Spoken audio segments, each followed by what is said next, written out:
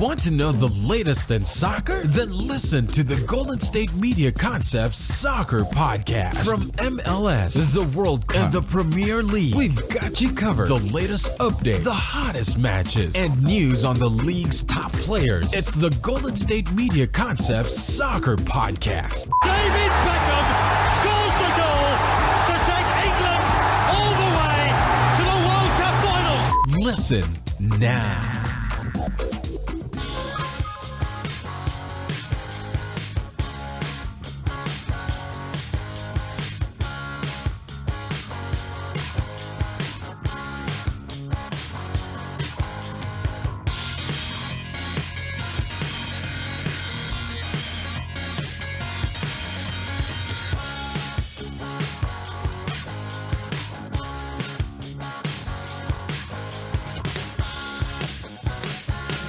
Thank you for listening to the Golden State Media Concepts Soccer Podcast, where we discuss everything there is to know in the world of soccer, from the summer's biggest transfers to the top games and competitions from all around the world. I am Ben. I'm Alex. Man, I just love that theme song. As we have a little dance-off here, Man, I think you won. I'm I'll out of give it breath. to you.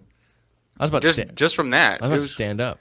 I was about to stand up and just scream for joy. Just open the door. It was great. Kick the back door open. Had a little dance-off here. We have a lot to talk about here at the GSMC Soccer Podcast, as we do every week. Doing some updates here on the Copa America. Oh, yeah. Which continues tonight. We have the semifinal matchup set. Man. The first semifinal tonight. I am hyped. I wish I wasn't working tonight. I am so excited. I'm going to be watching the game. I would have it on at work, but it's not going to be on local channels. We don't have any kind of good Yeah, it's TV. on Fox Sports 1. If you do have the Spanish channel, you can watch it on there. Maybe I can find it. Univision.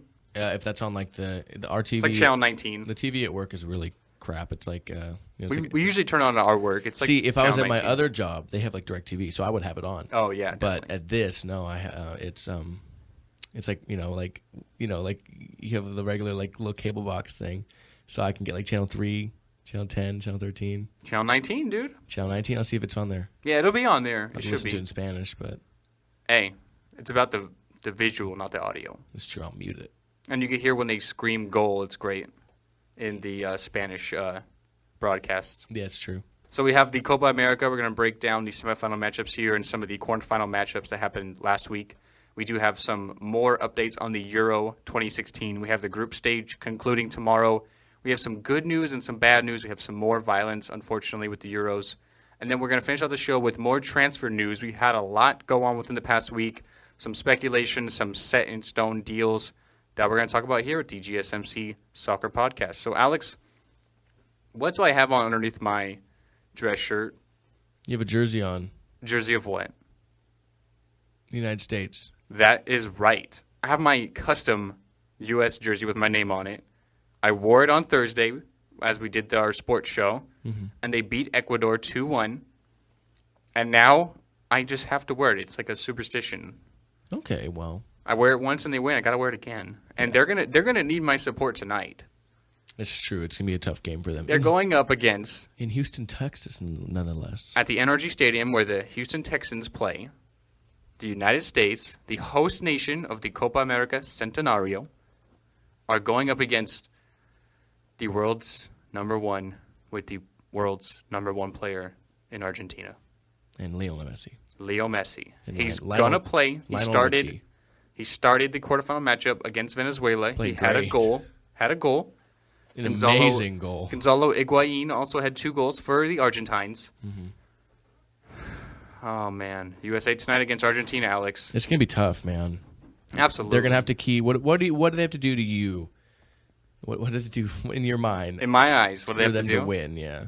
Well, okay. Here's my thoughts on the game. Okay, the U.S. have no real advantages as far as players wise. They're going to be missing 3 of their key players. Jermaine Jones got a red card against Ecuador, and then Bobby Wood, who's a forward, and Alejandro Bedoya, he's a midfielder. They're also going to miss the game because they've gotten 2 yellow cards in the tournament, so that equals a suspension. So the U.S. tried to appeal the cards of Jermaine Jones and Bobby Wood, which got dismissed. So they're going to be missing those 3 players who have played in every game so far for the U.S. Wood has a goal and Jones has a goal. So missing out on 2 goals that they've had in the tournament. So they're going to be missing out on those 3 guys, which is huge. They're still going to have, in my opinion, the best player and who has played the best for the United States, and Clint Dempsey. He scored last game against Ecuador, and he had an assist to Giassi Zardes. So he was involved in both goals. He scored against Paraguay, as we mentioned, scored against Costa Rica, as we mentioned. So he's been their best player, hands down. So they're still going to have him, which is a great addition. Great advantage. Well, not advantage, but good thing. Good addition for the U.S. Yeah. But they're going up against the world's number 1. Yeah, and the world's best player. And it's not just Messi for Argentina. No, yeah, no matter how good he is, they're not world number 1 just because of him. Yeah, they've looked really unstoppable and untouchable in this whole tournament. The only close game they had was against Chile, which was 2-1 on the opening day of the group stage. Don't get me started on Chile yet. We'll talk about them because they had quite a victory on Saturday. But so the only tough game for Argentina has been against Chile, which they won 2-1, and they didn't even have Messi play that day. So here's what I think about the game. In order for the United States to win, I think it's got to be a low-scoring game. They got to somehow keep Argentina from scoring a goal. Because I don't see the U.S. winning in a 2-1 sort of game. They either have to win 1-0, or I can see it going 0-0 to extra time, maybe squeaking out a goal in extra time, maybe PKs at 0-0. That's how Colombia and Peru ended, which Colombia advanced in PKs. So I think that's how they have to do it. It cannot be a high-scoring game. I don't see the U.S. scoring more than 1 goal. All I know is if they lose, they need to at least score a goal. Okay. They need to get that goal differential. So I don't see them scoring more than 1 goal. I think they are going to basically give Argentina the possession and try and hit them on the counterattack. That's what a lot of teams do when they're sort of outmatched. So I think that's what they'll do. Argentina will probably dominate the possession. I expect at least 60% for Argentina. U.S. to try and strike on the counter. Here's what I think about the United States, though. I think they have 2 real advantages in this game. One, they're playing on home soil. So they have the advantage fan-wise. Argentina fans are going to be in there as well, but they're going to have more fans. Obviously, they're in their home country. Mm-hmm. Number 2, they have literally nothing to lose. They are playing on house money. True. No one expected them to even be in this game, let alone make a game out of playing Argentina. All the pressure is on Argentina. They're the number 1 team in the world. They have the best player in the world. They're the favorites of this tournament, which they've played like it so far. They haven't won a major senior tournament in 23 years. They have this superstition with Lionel Messi's beard going on that they can't shave it because it's good luck for them. So they have Messi and his beard. They have all the pressure on them. United States have none. They're not supposed to win this game. So I think they're going to play really loose, really free because they don't have any pressure on them. But at the end of the day, I still see Argentina winning. I see like a 2-0, maybe 3-0 Argentina victory. The United States are really outnumbered in this game. They have some key players they're not going to have. They're going to have DeAndre Yedlin back, the right back who was suspended for the Ecuador game because he got the red card against Paraguay. So that's a huge advantage. They're going to need him and his pace against probably on the left side of that Argentina attack, which will be Angel Di Maria. Mm-hmm. So they're going to need his speed, DeAndre Yedlin's, but I think 2-0 or 3-0 Argentina. Okay. That's what I see. It's hard not to agree with you. Now, moving to Chile, because we can't hype this up anymore, the United States-Argentina game. We do have, we have so much to talk about. As much as I can talk in a whole episode about this game. We got to move to Chile. Chile plays tomorrow in Chicago against Colombia. But what's more important is their game on Saturday against Mexico. You call that a game? For one team, it was. So Chile... It became a game inside of a game. How many goals can we score? So Chile ended up beating Mexico 7-0 in that game. It was 2-0 at the half, and then Chile just absolutely opened the floodgates in the second half. Within the 52nd minute, it was 5-0. So they scored 3 goals within 7 minutes. You said 52nd minute? It was 5-0. 52nd minute, it was 5-0. By then, it was 5-0. So they scored 3 goals in 7 minutes to start the second half. So Eduardo Vargas had a huge game. He had 4 goals. Alexis Sanchez, who plays for Arsenal, one of my favorites, he had a great game as well. He had a goal and 2 assists, so he really played well. But Chile absolutely just dismantled Mexico 7-0. I put this on Twitter when it was 6-0 because I thought that was what the game was going to end, but Chile got another goal late there. See, I'm always what you said before you get. I'm always going to disagree and think it's better because you know my opinion. You know how much I love that game. So yeah, I'll get into the question. Alex already knows it because he saw it. But so Ben and I have a lot of conversations on Twitter. So at 6-0, I put out there, what is worse? Germany 7-1 over Brazil or Chile 6-0 over Mexico? Obviously, that other game. Obviously, it ended 7-0, so you can say statistically it's worse, a 7-goal differential compared to 6. But I'm going to argue here that Brazil and Germany was worse. Yes, I agree with you 100%. You're not arguing with me over here, man. So I think you can sort of put this both ways because in Brazil's defense, they did not have Neymar for that game. No. Because he had a back injury against Colombia, which was the quarterfinal game. And they did not have their captain, Thiago Silva, because he had picked up his second yellow card against Colombia as well. So they didn't have their best center back in Thiago Silva and their best player and goal scorer in Neymar. But they lose 7-1 in front of their home crowd, and I think it was 5-0 at the half. Yes. And Germany scored, I want to say they scored 3 goals within a matter of like 5 or 6 minutes. Yeah. I've watched that game a lot. I have recorded. So you could say that is worse because they did it in front of their own fans, and they gave up 5 goals in the first half and 3 really, really quickly. But in their defense, they did not have Neymar or Thiago Silva. So I would argue that's worse, though, but still, like, Mexico losing 7-0 to Chile. Was that the year Brazil hosted? Yeah, that was the year they hosted the World Cup. So that was on 2 years ago. On your home turf. Home soil. And Mexico had a 22-game unbeaten streak going into this game against Chile, and they got totally dismantled. So it was an embarrassment. I watched the first half of the game. It was 2-0, and then I was like, okay, Chile, they have this. They were dominating the game. They controlled possession. They had the 2 goals there. So then I turned it off at 2-0 because I thought the game was over. And then I would just constantly check my phone. And then I swear, Alex, every time I check my phone, their goal tally would increase by 1. It was 3 right away, 4, 5. Eduardo Vargas, we mentioned, had a huge game. He had 4 goals. Mexico just totally dismantled, ending their 22-game unbeaten streak and ending their Copa America. Yeah, as you said, you watched the first half. I watched the second half. You got the more entertaining part of the half. I saw the highlights, so I saw all the goals. But the goal in the corner of the box, I think that was Vargas, where they blocked it, and then he just had that bender into the goal. That was one of the weirdest goals I've ever seen in my life because they defended it, actually, and then they just gave up on it. Yeah, I think after like 3 or 4, Mexico realized, okay, we're getting totally dismantled. We have no chance of winning, and I feel like they kind of gave up on their team, on their country, and then Chile just started pouring it on, like you said, a record or a goal to see how many goals they could score. Ended up with 7 there. So Chile advances into the other semifinal. They're going to be playing Colombia, which will be tomorrow. Alex, you had mentioned that. I did. I think Chile wins the game. Okay. It's going to be tough. Chile are not going to have, in my opinion, their best player, Arturo Vidal. He's a midfielder. He's really like box-to-box kind of midfielder. He plays for Bayern Munich, which is your favorite team as well. So he picked up his second yellow card of the tournament in the game against Mexico. He was like begging and pleading to not get it. I saw it. It happened in the first half. So he's going to miss the game, and that's going to be huge for Chile because he really orchestrates a lot of what they do.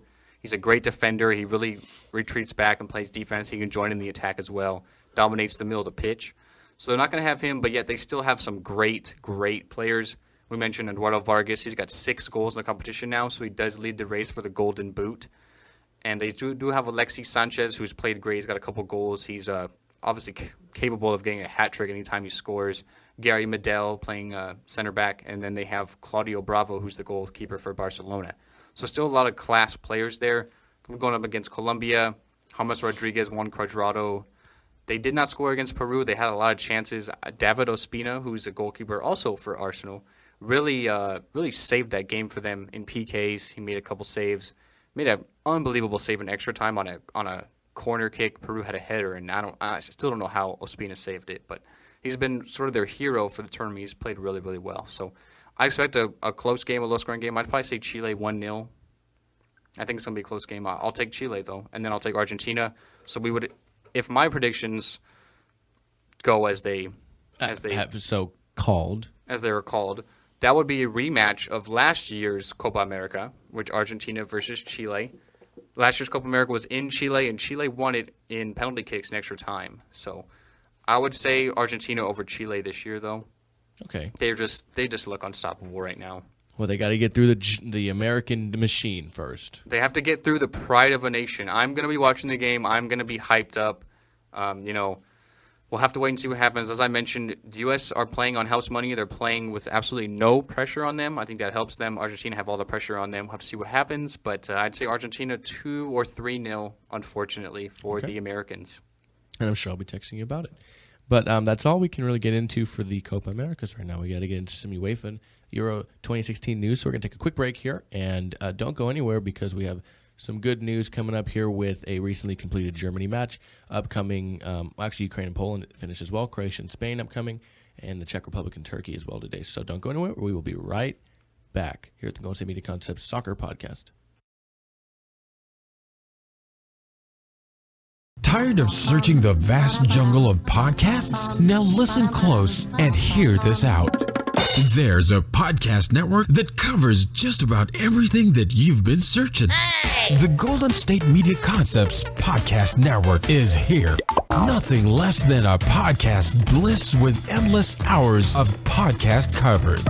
From news, sports, music, fashion, cooking, entertainment, fantasy, football, and so much more. So stop lurking around and go straight out to the Golden State Media Concepts Podcast Network. Guaranteed to fill that podcast itch. Whatever it may be. Visit us at www.gsmcpodcast.com. Follow us on Facebook and Twitter, and download us on iTunes, SoundCloud, and Google Play.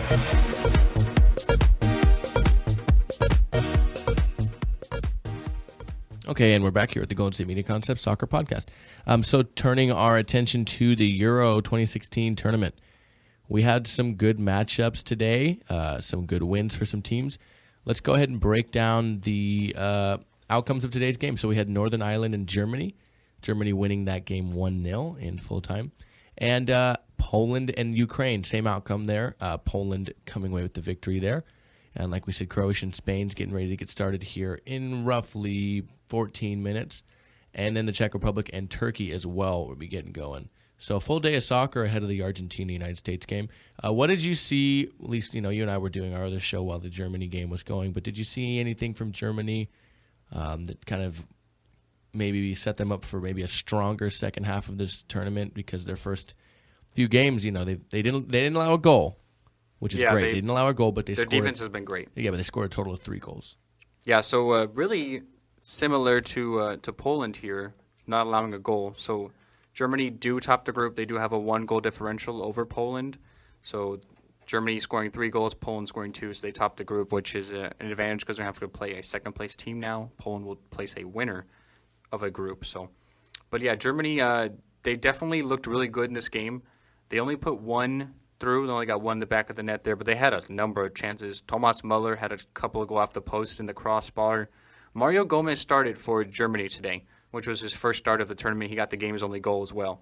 First international start since 2012 as well. Yeah, and he had another one, a header that got saved that he could have scored again. So he looks like maybe the best attacking option to play centrally for Germany. They've been experimenting with Mario Götze in more of a false 9, central forward, center attacking midfielder role.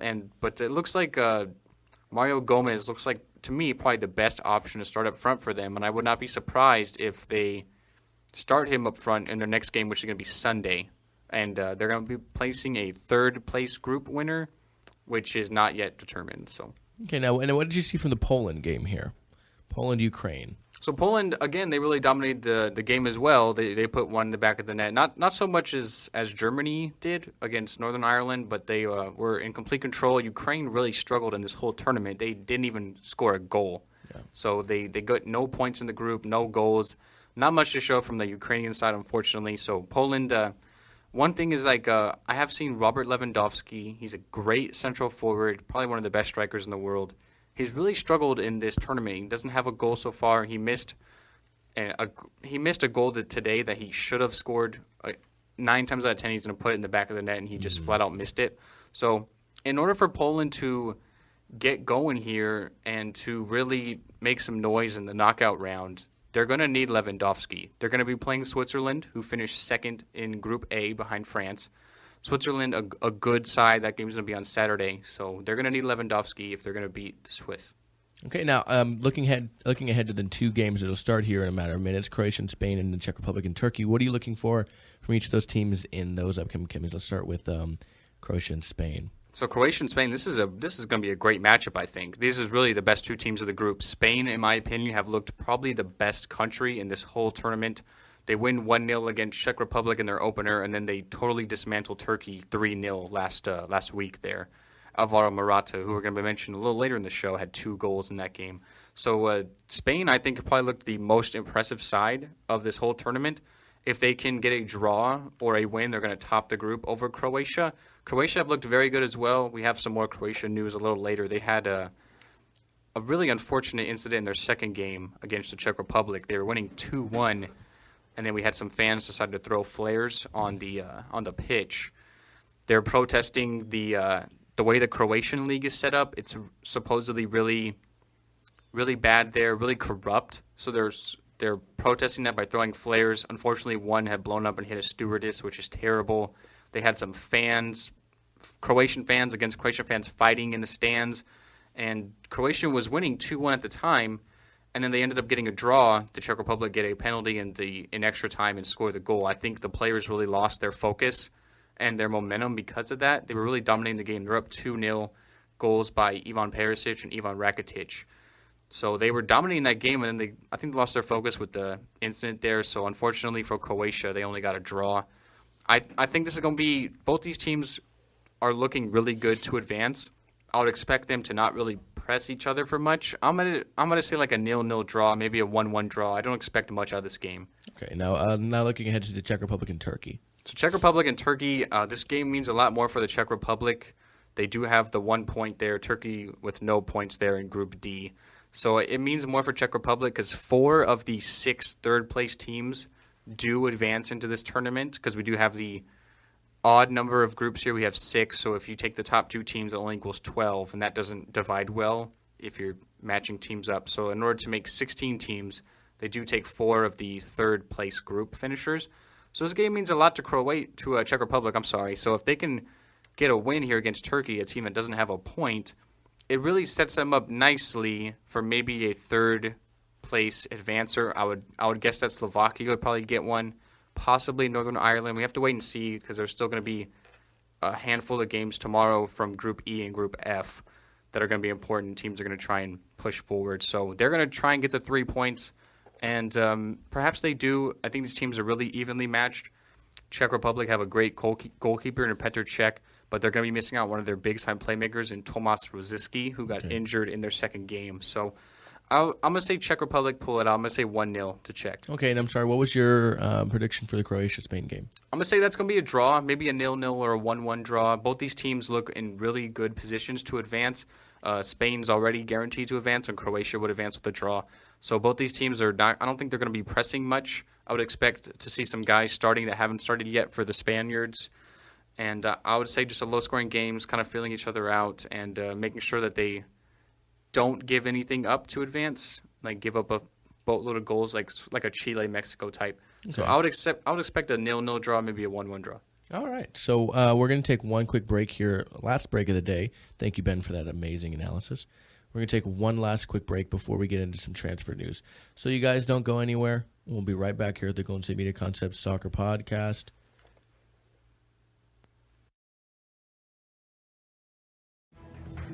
Want to find out what movies to go see? Then check out the GSMC Movie Podcast. It's your ticket to the latest movies, whether it's a new blockbuster event, romantic, comedy, or action flick. This show has got it all covered. They talk some what to go see now. Don't bother. What's hot on Netflix and everything in between. That's GSMCpodcast.com/movie-podcast. When it's all about the movies, it has to be this new show. Don't forget to like them on Facebook and follow them on Twitter. Visit GSMCpodcast.com for more info.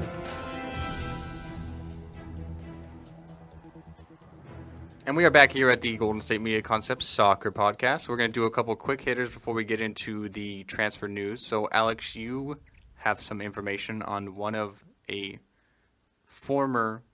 future Manchester United player. Yeah, that is calling it quits from international play. Yeah, Zlatan Ibrahimovic. He said has said he will retire from international football after Sweden's participation at Euro 2016. Quoted as saying, "The last game for Sweden in Euro will be my last game with Sweden. So I hope it will not be tomorrow." And he also added that he will not, obviously, if this is his last game with Sweden, he will not participate in the Olympics either. In Rio, Swedish, that being said, play Belgium on Wednesday. They must win to give themselves a chance to even reach the next round. So, yeah, they're going to have their hands full, not necessarily just with Belgium, because Belgium played great. They over the weekend, they won 3-0 over Ireland. They really bounced back after that loss to Italy. But Sweden doesn't even have a shot on goal through their first two games against Ireland and against Italy. They don't even have a shot on goal. So they're going to have their hands full even getting a chance, really. And interesting, too, is last week Ibrahimovic was included in Sweden's provisional 35-man squad to play at the Rio de Janeiro Olympics this summer. So coming out right after that comes out to say that he will not be is interesting. For those of you who don't know, he made his senior international debut in 2001. He's won 115 caps, scoring 62 goals in his international career. Yeah, he's a legend. Impressive. He's a legend, but not doing too well at Euro 2016 for Sweden. No, unfortunately not. But the Sweden team is kind of in a weird flux. So yeah, I watched that game against Italy. They don't really have any structure. They had Ibrahimovic playing at striker. He was in the middle of the field like a midfielder. He really all over the place. He's really the only big name guy there. They really don't have any structure. They don't really look like a side that even has a chance to score a goal. So I would expect Belgium to win that game pretty heavily. All right. Well, moving on to some more little quick hits here as we move forward to the transfer news. Ben, what else do we have? So little information on a Portuguese star that is not doing too hot here at Euro 2016. So I'm sure you guys can guess. Cristiano Ronaldo, definitely one of the best players in the world, one of the best goal scorers in the world. Not just him, but really the whole Portuguese team has really struggled here in the Euros. They've gotten draws in their first two games. They drew against Iceland. Ronaldo was really critical of how Iceland celebrated after that game, which was last week. He was like, wow, they celebrate like they won the World Cup. Well, Cristiano, for Iceland, this is the World Cup. Yeah, at least they scored. Yeah, this is huge for them. This is their first major tournament ever. This is huge for Iceland. This is their World Cup. They almost had a win against Hungary in their second game. They had a 1-goal lead, and then they gave up an own goal in like the 88th minute. Yeah, and you guys are a pretty good team. Yeah, so come on. Like it's not like they played like a really, really bad nation. They played a top 10 team in Portugal. They played Ronaldo. Like, come on, Cristiano. Like, this does mean a lot to them. So then how do Cristiano Ronaldo and Portugal rebound in their second game against Austria? Well, they have 21 shots, 11 of which I believe are on target. So you would imagine there'd probably be a high-scoring game there. And it's a 0-0 draw. Ronaldo misses a penalty. He hits the post on a penalty. He has just struggled mightily. He's taken 19 shots in this tournament, which is 9 more than any other player, and he's yet to put one in the back of the net. And then, someone runs onto the field to take a selfie with Ronaldo, and he does it, which credits to Cristiano Ronaldo. That's great for him. It's a great gesture. He stopped the security. He let the person do it, and that's great. But maybe he should be more focused on scoring goals than taking selfies, Alex. That's exactly what I said to you. Yeah, I tweeted you that, and I said maybe you should focus less on taking selfies and maybe taking shots and making them. So they're going to have their final game tomorrow against Hungary, who currently sit on top of the group with 4 goals. Iceland and Portugal are tied there with 2, and Austria are bringing up the rear with 1 point. So Portugal still have a great chance. This is really the easiest group, and they've really just bottled it here. They should have won their first 2 games, and they're sitting where they still need work to do to get into the knockout stage. I think that'll happen, but they still have work to do. So Cristiano Ronaldo, man, step it up and stop criticizing Iceland. This is huge for them. Let them have their glory and their fame. I agree with you, man. I agree with you. All right, so now we're going to move into some of our transfer rumors and details here. So a couple of ones that are confirmed already. So Stefan El Shaarawy, he's the Italian player. He had a good year a couple of years ago for AC Milan. He's a left winger.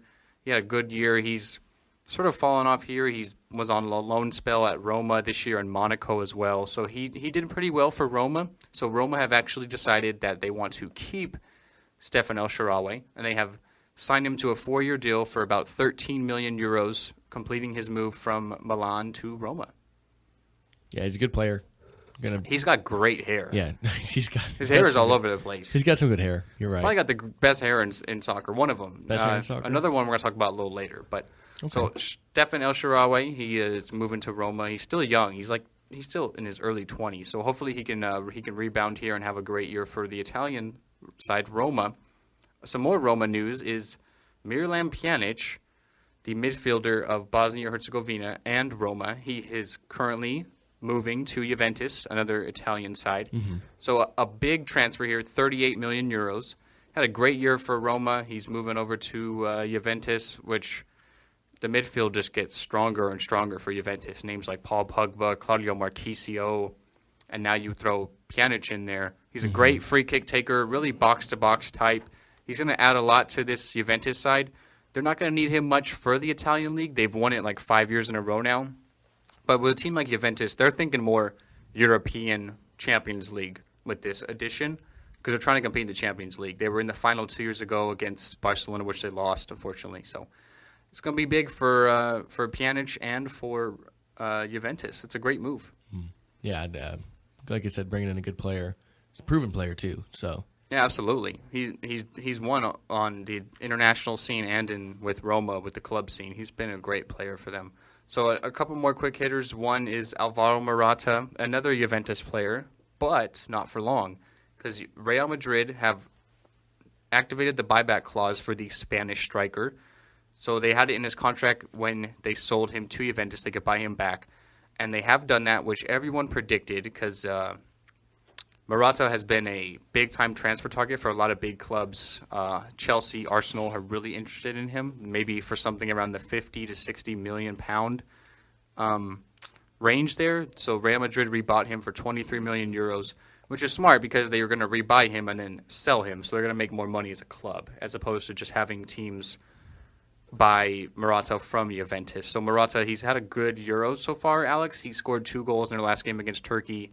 He's starting up front again for the Spaniards against Croatia, which kicks off right now. As a matter of fact. So Morata is starting up front, and have to see how he does in the Euros. It seems like, do you think that if he has an even better Euros, Alex, that he can sort of get more of a transfer value here? Real Madrid can get more for him? Yeah, it's kind of the same thing as playing in a contract year. I think that's a good scenario. If you can play up in the time between being bought out or getting transferred, yeah, you can definitely raise your value 100%. Yeah, so not literally 100%, but you know what I mean. With 2 goals already and still more to come, Spain are going to advance into the knockout stage. So we'll have to see what Alvaro Morata can do for the Spaniards here in Euro 2016. I mentioned I feel like they've been the best side so far at the tournament, and he has been leading that attack. So 2 goals. And we'll have to see what else he can do. So then the last one on the list is yet another Juventus guy. So much Juventus. Yeah, that's a lot. So much Juventus. So probably their best player, and in my opinion, the best young midfielder in the world, the Frenchman Paul Pogba. Paul Pogba, yes. Very good player. Yeah, he's unbelievable. Unfortunately for you, Alex, he was on Manchester United. And yes, he was. He didn't have the greatest time there, and then they sold him to Juventus, and now he has blown up into one of the best midfielders in the world. He was part of the UEFA starting 11 for the whole world last year. So he looked at as one of the best 11 in the whole world and one of the best midfielders. I think that Iniesta was in that as well as Modric. Iniesta was, yeah. Mm-hmm. So Paul Pogba is definitely on the up as one of the best players in the world and definitely the best young player. He's only like 23, I believe. Yeah, really found his stride. So he is currently on Juventus, had another great season for the Italian champions, and he's having a good Euro so far. He has supposedly been looked at by every big-name club. Everyone's interested in him, and who wouldn't be for such a good player? Barcelona, Real Madrid, etc. But the big favorite here to maybe swing a deal for Pogba, if there is one, is definitely Real Madrid. So Pogba here is looking at maybe a 160 million euro bid in order to get him. That's what Juventus are maybe looking for, and that would be a record bid. So currently the record is another Real Madrid guy, is Gareth Bale, the Welshman. He's one of my favorite players. I'm going for Wales in this Euros strictly because of Bale. I picked Belgium, but I want Wales to win. They're the underdog. Well, that's not exactly going I as love planned. Bale. I absolutely love Gareth Bale. So Gareth Bale, he completed his move a few years back from Tottenham Hotspur. Thank God he left there. So he's now on Real Madrid. And that was the record transfer of about 100 million euros. So if they're going to have to bid 160 million for Pogba, that's half or double would be 200 million. So we're looking at a little less than 2 times more than already the record for this guy. That shows you how good he is and how much he means to Juventus. Think about how much money they're going to get, Alex, just for selling him. Would you maybe try and keep him, or would you say, okay, this money is like way more important than one guy and just sell him? Because they did bring in Pjanic as well, who plays a similar position. It depends. If you think you can get more for him, then maybe kind of wait and sell him. Depends really. I feel like it's maybe at the height of his reach here. I mean, the record's already 100, and you're going to get 160 million here. How much higher can you get? Probably. So obviously he has to agree to it as well. And I mean, going to a team like Real Madrid, you would think he would have to agree. He would agree to that. Yeah. But so the chances are that he could go there. His manager, or not his manager, his agent are in preliminary talks about a potential move. He has not renewed his lease where he lives in Italy, so that obviously heightened some speculation that he could be on the move here. So I think Pogba stays, though. I say at least one more year. Okay. Because everyone's looking at him. I think he stays one more year, and then maybe next year he bolts. So I don't know. We'll have to wait and see. I'm excited. We still have a lot of transfer stuff. Until September. We're barely even into it. Yeah, until September, we're going to have transfer numbers like crazy. So, and who knows? I think Pogba's definitely on the head of the list for anyone. So we'll have to see what happens with Paul Pogba and where he goes. Well, like we said, Croatia and Spain just kicked off, and the Czech Republic and Turkey as well. Unfortunately, we won't be able to keep you updated with those because our show is over. Yeah, it's only 6 minutes in. Neither team scored. So yeah. So, of course, we'll probably talk about it next show. Which unfortunately is all the way Tuesday.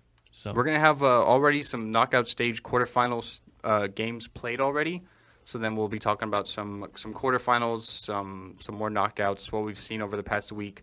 Copa America concludes on Sunday as a championship game. The third place game is on Saturday. So a recap of Copa America, what it meant for the United States to host it, how good they did. Who knows? Maybe they even win it. I doubt it. I think they lose to Argentina, but like a recap on United States and Copa America as well, and more Euros and more transfers and anything else that comes up in the world of football. Yeah, and I'm super excited to see it all, man. As am I.